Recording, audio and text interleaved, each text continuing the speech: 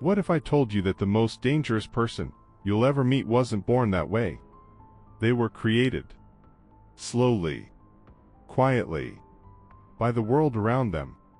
We want to believe that serial killers are monsters, creatures that came into this world broken, wired differently from the rest of us. Because if that's true, we're safe, we're normal, we could never become that. But the science tells a very different story.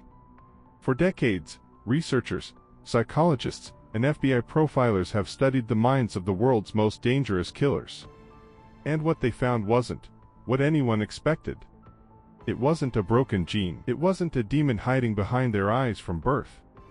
It was their childhood. In 1963, psychiatrist J.M. MacDonald identified 3 childhood behaviors that appeared repeatedly in violent criminals: bedwetting past the age of 5, obsessive fire starting, and cruelty to animals. This became known as the MacDonald Triad. Now alone, none of these behaviors make someone a killer. But together, in a child who is being abused, neglected, or humiliated, they become warning signs of something deeply wrong happening inside that child's mind. Ted Bundy pulled the wings off birds as a child. Jeffrey Dahmer collected roadkill and dissolved animal bones in acid. Dennis Rader, the BTK killer, strangled neighborhood cats for fun. These weren't random acts. They were a child learning that the world was cruel, and that power over something weaker felt like relief. Study after study shows the same pattern. The overwhelming majority of serial killers experience severe trauma in childhood. Physical abuse, sexual abuse, emotional neglect, witnessing violence in the home. A 2005 study found that over 80% of convicted serial killers reported experiencing childhood abuse. Number 30. Number 50. Over 80%. John Wayne Gacy was beaten regularly by his alcoholic father, who told him he was stupid and would never amount to anything. Ed Kemper, who killed 10 people including his own mother, described his childhood as being locked in a basement.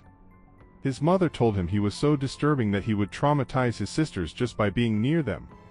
These children didn't choose this. Nobody handed them a manual for becoming a killer. But what trauma does to a developing brain is well documented. It rewires it. It teaches a child that the world is dangerous, that people cannot be trusted, that the only way to feel safe is to have control. Here's where it gets dark. When a child has no safe outlet for pain, the mind creates one. Fantasy. FBI research found that almost all convicted serial killers developed violent fantasies long before they ever acted on them. Sometimes for years. Sometimes for decades. The fantasy becomes a place where they have power, where they are in control, where nobody can hurt them. And over time, the fantasy isn't enough anymore. This is the mechanism that turns a traumatized child into something the world calls a monster. The MOA gene does appear more frequently in violent criminals. But it does not cause violence on its own. It only activates in people who also experience childhood abuse. Nature and nurture working together. Even biology is not destiny. Environment is the trigger. Serial killers are not born. They are built by neglect, abuse, and a world that failed them. That doesn't make what they did acceptable. But it means this is preventable. The most terrifying thing about serial killers isn't that they're nothing like us. It's that they started out exactly the same. If this changed how you see things, subscribe. Next week we go even deeper.